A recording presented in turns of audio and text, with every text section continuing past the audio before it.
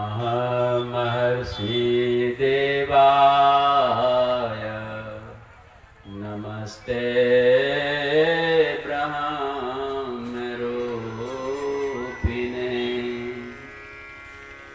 नमस्ते सच्चिदानन्दं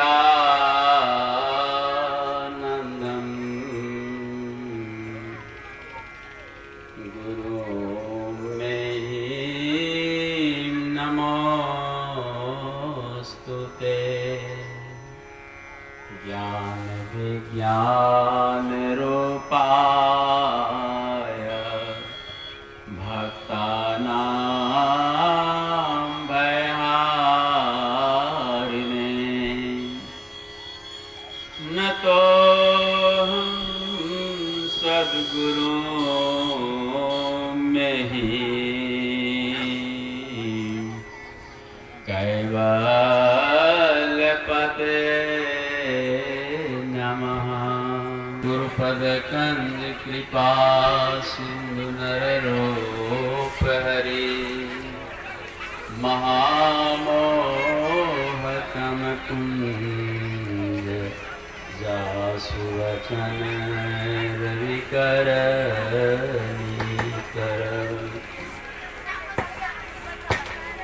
अव्यक्त रूप में परमपिता परमेश्वर देवाधिदेव महादेव पतित पावन भूत पावन अखिल निखिल विश्व ब्रह्मांड विनायक परमाराध्य श्री सद्गुरु महाराज व्यक्त रूप में पूज्य बाबा एवं संत महात्मा लोग आए हुए सत्संगीगण सदात्माओं आदरणीय माताओं एवं भक्तिमती बहनों, आज आओ भाग्य है कि पूज्य बाबा का अनायास भगवत कृपा गुरु कृपा से हमें दर्शन हुआ। हम बहुत कृत हैं, बाबा का दर्शन हमें प्राप्त हुआ तो ये गुरु की ही कृपा है।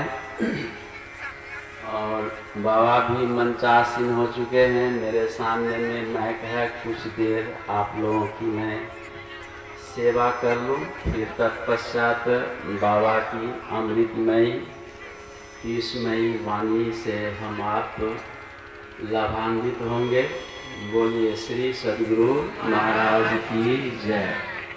बातें बहुत हैं, थोड़े समास रूप में आप लोगों के बीच में हम रखते हैं। अभी मानव शरीर के विषय में पाठ हुआ और मुझे कभी ऐसे मौका नहीं मिला। प्रायः सभी महात्मा क्या कहते हैं, अभी हमारे पूज्य श्री नरेशानंद जी महाराज से सुन रहे थे रामचरित्र की पंक्ति, दैहिक दैविक भौतिकता पा राम राज नहीं काहू व्यापाई। मैंने कभी भी इस पर नहीं बोला और कभी कभी मैं इसका चिंतन भी करता था, संशय भी रहता था, लेकिन आज मैं आप लोगों के सामने थोड़े व्यक्त कर दूं कि प्रायः संतों के मुख से मैं सुनता हूँ, लेकिन मैं विचार करके इस पंक्ति पर देखता हूँ ना, तो भगवान राम के परिवार के जैसा दुखी संसार में कोई भी नहीं था, तो राम राज्य में कैसे सुख हो गया। जब भगवान राम वन गमन किया, उनके वियोग में शोक संतप्त के कारण दशरथ जी का प्राण गया। वन गमन के बीच में रावण लंकापति ने महारानी सती सिया का हरण किया।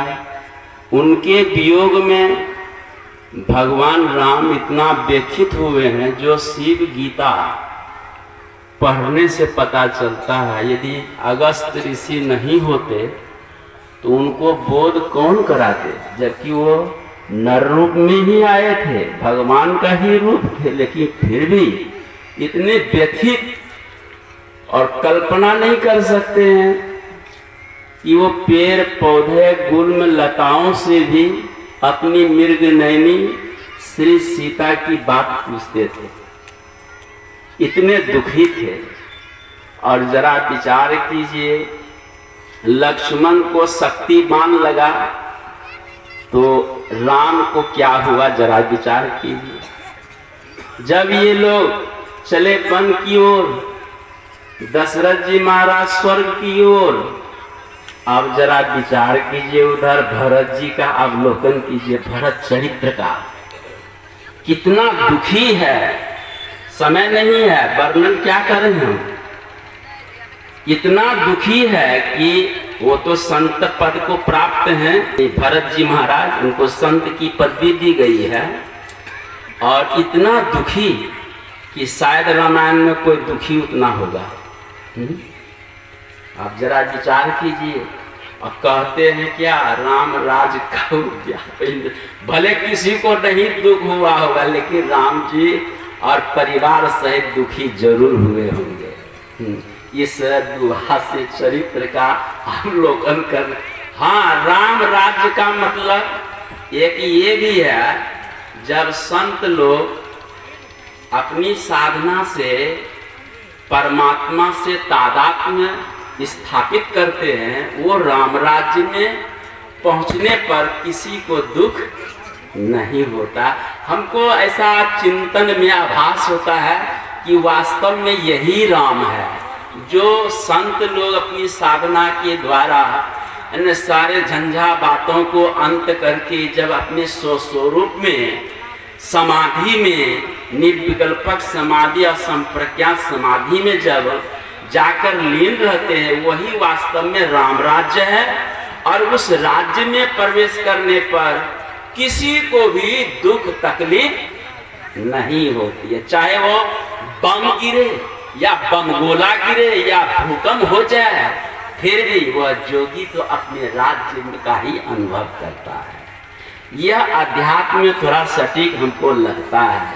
हम समयाभाव है, अभी मानव शरीर में पाठ हुआ है, और मानव शरीर चिंतन संतों के, विद्वानों के करने पर पता चलता है, पुराणों का अवलोकन विलोडन करने से, कि ये मानव शरीर कब से प्रारंभ हुआ। तो पता चलता मनु और शत्रुपा से प्रारंभ हुआ। मनु शत्रुपा से मैथुनी सृष्टि आरंभ हुई, मानवीय सृष्टि आरंभ हुई। उससे पहले मानवीय सृष्टि नहीं थी, संकल्पमय सृष्टि थी।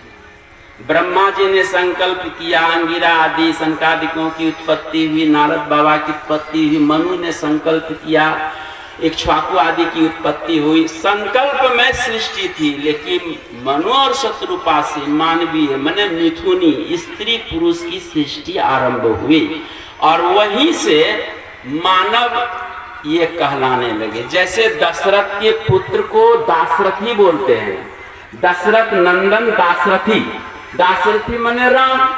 वसुदेव के पुत्र को वासुदेव अर्थात श्री कृष्ण भगवान। वैसे मनु के संतान को मानव, मनु के संतान को मानव बोलते। मनु भव इति मानव, व्याकरण के अनुसार तो मनु भव इति मानव, मनु में होने वाले जीव का नाम है मानव। और मनु शब्द व्याकरण में पाणिनि धातु पाठ है, उस धातु पाठ में मनु अवबोधने धातु, पढ़े लिखे लोग जानते हैं, और भाव में घय प्रत्यय करने पर मनु भव इति मानव, मानव शब्द व्युत्पन्न होता है। और मानव शब्द का अर्थ होता है ज्ञानवान प्राणी। जो ज्ञान रखता है वो तो मानव है, जो ज्ञान नहीं रखता है तो मानव होते हुए उसको दानव की संज्ञा, राक्षस की संज्ञा दी जाती है। और मानव ज्ञान से विशेष आचारवान जो लोग हैं उनको देवता की संज्ञा दी जाती है। हम लोग सुनते देव, दानव और मानव। ये देव, दानव, मानव कोई आकाश से या जंगल से नहीं आए। हमारे मानव समाज में कोई मनुष्य देवता है, कोई राक्षस दानव है, कोई मानव है। राक्षस की जैसी वृत्ति जिसकी है वो मानव होते हुए राक्षस है। जिसको देवी देवता की जैसी वृत्ति है, आचरण है, व्यवहार है, खान पान है, वो मनुष्य होकर के वो देवी देवता है। और जो मानव जैसी वृत्तियां हैं, जिनको आचरण है, वो मानव है। यही समझिए, मानव की व्याख्या यही है। और ये मानव रजवीर्य से उत्पन्न होते हैं, माँ के रजवीर्य से 10 महीने के बाद उत्पन्न होते हैं। तो वेदांत में लिखा है कि शरीर का, जिस शरीर में हम लोग हैं, इसको मानव शरीर बोलते हैं, तो इस शरीर का 6 भाव होता है। 6 भाव क्या है? जायते, स्थियते, वर्धते, विपरिणमते, अपक्षीयते, नश्यते च। वेदांत में लिखा है कि शरीर का जन्म होता है, फिर थोड़ी देर धरती पर स्थिर होता है, माँ का दूध पान आदि करता तो वर्धते, बढ़ने लगता है, और बढ़ते बढ़ते विपरिणमते, विपरिणाम माने शैशव अवस्था से किशोर, किशोर अवस्था से जवानी, ये विपरिणाम। जैसे रुई का वस्त्र बन जाना, मिट्टी का घड़ा बन जाना, दूध का दही बन जाना, ये विपरिणाम है। तो वैसे ही ये बच्चा से किशोर, किशोर से जवान हो गया, ये विपरिणाम शरीर में आ गया। और जवान के बाद अपक्षीयते, कितना भी हलवा पूरी घी खाएं, लेकिन जवानी के बाद अपक्षीयते, एक रोज थोड़ा थोड़ा ये घटने लगता है। और घटते घटते नश्यते च, नाश। ये 6 भाव शरीर का होता है, लेकिन शरीर के साथ शरीरी आत्मा है। वो आत्मा का न जन्म होता है, न तो बढ़ता है, न विपरिणाम है, न घटता है, न उसका नाश होता है। इसको हमें समझना है इस मानव शरीर में रह करके। कथा कहानी बहुत है, थोड़ा तत्व की बात आप चिंतन करें तो ये बात है। तो मनुष्य शरीर में रह करके हमें जो अपरिवर्तनशील है, अविकारी है, निर्विकारी है, विकारी के साथ में रहकर अविकारी है, उसी को जानना है। उसी का यदि हम आप ज्ञान रखते हैं तो वास्तव में हम मानव हैं। उसका चिंतन यदि करते हैं तो हम मानव हैं। यदि उसका चिंतन नहीं करके उससे भिन्न का चिंतन करते हैं तो हम मानव नहीं कहलाने योग्य हैं। ये बात रखिए। उससे भिन्न का चिंतन करते हैं तो मानव होते हुए पर भी हम मानव कहलाने योग्य नहीं है। डायोजेनिस एक दार्शनिक पाश्चात्य देश का हुआ, थियोसॉफिकल का वो एक संस्थापक थे, और वो एक झोपड़ी बना के रहा करते थे। और जब सूर्य उदय होता था तो लालटेन जलाकर वो हाईलैंड शहर में वो घूमा करते थे। तो एक दिन की बात नहीं, रोज की बात है। तो रोज उनको लोग देखे कि सूर्य उदय हुआ है, लालटेन जला के घूमते हैं। जब सूर्यास्त हो जाता है तो लालटेन बुता के अपनी कुटिया में बैठ जाते हैं। ये बात क्या है? ये लालटेन जलाने का क्या तुक तरीका है? तो उनको पूछे कि आप लालटेन इस सूर्य के सामने जला के क्यों घूम रहे हैं? तो उन्होंने कहा कि मैं मनुष्य खोज रहा हूँ। कहा कि हाईलैंड शहर इतना बड़ा 5 लाख पॉपुलेशन है और आपको कोई मनुष्य नहीं दिख रहा है? कहा कि कोई मनुष्य नहीं है, सब जड़ है, जड़। कहा कि कैसे इसको सिद्ध कर दीजिए? कहा कि तो सुनो, दुकान पर बैठते हो, कहाँ जड़ का लेन देन करते हो, जड़ की बातें करते हो सुबह से शाम तक, और जब घर चलते हो तो जड़ को पॉकेट में तिजोरी में भर के चलते हो, और घर में जाके हिसाब किताब जड़ का करते हो, और फिर खा पी करके सोने जाते हो तो जड़ का ही चिंतन करके सोते हो, और जब उठते हो तो वही जड़ का चिंतन करते हुए दुकान पर आते हो। तो बोलो तुम जड़ हो कि चेतन आत्मा हो? ताकि ठीक तो कहते हैं। तो चेतन आत्मा का चिंतन कौन करेगा? मनुष्य करेगा। तुम्हें मालूम होना चाहिए कि लालटेन यहाँ 5 लाख लोग रहते इस शहर में, क्या सब कोई लालटेन जला के घूम रहा सूर्य के सामने में? कोई एक आध आदमी मेरे जैसा घूम रहा, बस ऐसे ही समझ लो। कोई एक आध आदमी मनुष्य है, बाकी सब जड़ ही जड़ है। ये मानव शरीर की व्याख्या उस दार्शनिक ने किया है। तो नारायण ये दार्शनिक के विचार पर हम आप विचार करें। यदि हम स्वरूप का चिंतन करते हुए संसार व्यवहार निभा रहे हैं तो वास्तव में हम मानव हैं। यदि स्वरूप का चिंतन नहीं करके रूप का ही चिंतन रात दिन कर रहे हैं तो हम मानव नहीं है। रूप तो जड़ होता है, स्वरूप चेतन आत्मा होता है, निर्विकारी होता है, और निर्विकारी का चिंतन कोई मनुष्य ही कर सकता है, जानवर नहीं करेगा। अच्छा, आकाश गंगा में दो उदाहरण है, एक चंद्रमा दूसरा सूर्य है, और दोनों उदाहरण शरीर में घटते हैं। थोड़ा ध्यान दीजिएगा। चंद्रमा का प्रतिपदा आज हुआ, कल द्वितीया, परसों तृतीया, इस प्रकार से क्रम सब बढ़ते बढ़ते वो पूर्णिमा के दिन वो पूर्णिमा हो जाता है। और जब पूर्णिमा के बाद चंद्रमा एक एक कला से घटने लगता है, घटते घटते अमावस्या के दिन वह मन तिरोहित हो जाता है। बस शरीर ऐसे चंद्रमा के तरह है कि माँ के पेट से बाहर आता है, चंद्रमा के तरह बढ़ता है, और बढ़ते बढ़ते जमानी क्या है, ये पूर्णिमा है, और पूर्णिमा के बाद जमानी के बाद ये घटने लगता है, और घटते घटते अमावस्या की रात्रि अर्थात विनाश हो जाता है। लेकिन आकाश गंगा में दूसरा एक और भी है, वो सूर्य है। सूर्य न कभी घटता है न बढ़ता है, सदा एक समान रहता। वैसे इस शरीर में वो सूर्य क्या है, वो परमात्मा है, ईश्वर है। वो सूर्य न कभी घटता न बढ़ता है, न उसका नाश होता है। हम मानव शरीर में रहकर उसी सूर्य को प्रत्यक्ष करें, साक्षात्कार करें, तब तो हम मानवता को सिद्ध कर लिए।